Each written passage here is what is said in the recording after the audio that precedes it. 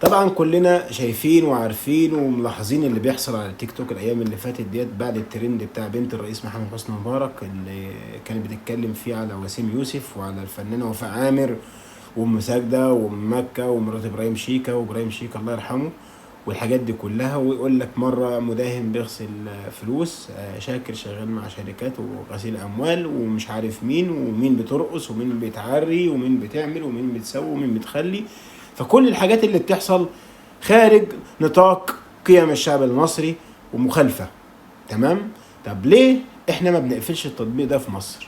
ليه وزاره الداخليه ما خدتش اجراء ضد البرنامج ده وقفلته منعته عن مصر؟ انا شايف ان الخطوه المهمه دلوقتي عشان خاطر نصلح شعبنا ونصلح القيم والشارع المصري لازم ان البرنامج ده اهم حاجه يتقفل. انا بطالب ان التيك توك لازم يتقفل في مصر، لازم يتقفل في مصر.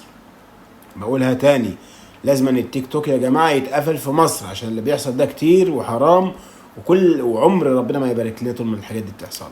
دلوقتي الراجل بقى يطلع مراته والواد يطلع اخته ويشحتوا على التيك توك واللي تعري جسمها واللي تعمل واللي تخلي واللي تغسل اموال واللي تجاره الاعضاء.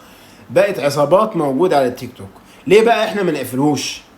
بعد اذنكم يا وزاره الداخليه اتمنى ان القرار ده ينزل على طول ان يتم قفل التيك توك عن مصر. والسلام عليكم ورحمه الله وبركاته.